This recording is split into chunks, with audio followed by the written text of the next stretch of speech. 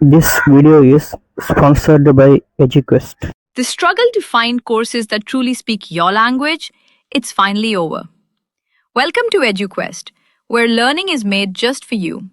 At EduQuest, we bring you a wide range of online courses, from career building programs to skill boosting masterclasses, all in your regional language.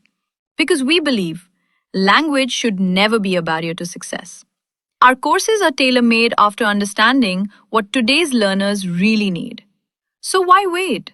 Start learning the smarter, simpler way only with EduQuest. Visit eduquest.courses and explore your next course today.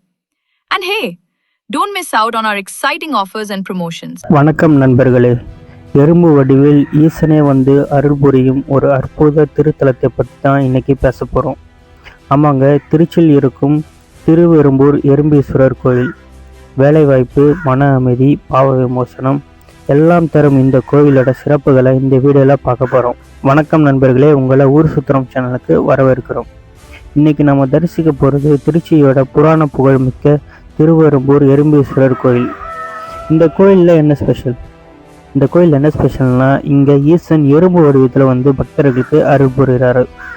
இது மட்டும் இல்லாமல் யானையும் எறும்பும் வழிபட்ட திருச்சியோட தனி சிறப்பு மிக்க கோயில் இது.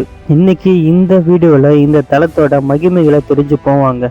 திருவெறும்பூர் கோயில் ஒரு 250 அடி உயரமுள்ள குன்று மேலே இருக்கு. 125 படிக்கட்டு ஏறி உள்ள போனால் கிழக்கு வாசல்ல செல்வ விநாயகரும் ஆஞ்சநேயரும் நம்மளா வரவேற்பாங்க. உள்ள நந்தி மண்டபம், கொடிமரம், பலிபீடம் தாண்டி கருவறைக்கு முன்னாடி முகமண்டபம் இருக்கு. திருச்சுற்றுல முருகன், காசி விஸ்வநாதர், கஜலட்சுமி, சண்டிகேஸ்வரர், நவகிரகங்கள், சப்தகன்னியர் இப்படி நிறைய தெய்வங்களை தரிசிக்கலாம். இங்க மூலவர் எறும்பீஸ்வரர் ஒரு சுயம்பு லிங்கமா அருள் பாலிக்கிறாரு. இந்த லிங்கத்துக்கு ஒரு ஸ்பெஷல் இருக்கு. நடுவுல ஒரு பிளவு இருக்கும். வலது பக்கம் ஈசன் அம்சம், இடது பக்கம் அம்பாள் அம்சம்னு சொல்றாங்க. அதனால இதுக்கு சிவசக்தி லிங்கம்னு பேரு. இன்னொரு ஆச்சரியம் என்னன்னா, இங்க இன்னமும் பூஜை நேரத்துல எறும்புகள் வரிசையா வந்து நைவேத்தியம் எடுக்கிறத பார்க்கலாம். இது ஈசனை எறும்பு வடிவத்துல வர்றதா சொல்றாங்க. இந்த கோயிலோட புராண கதை ரொம்ப சுவாரஸ்யமானது. இந்திரன் உட்பட தேவர்கள் எல்லாம் அசுரனுக்கு பயந்து எறும்பு வடிவம் எடுத்து இங்க வந்து ஈசனை வழிபட்டாங்களாம்.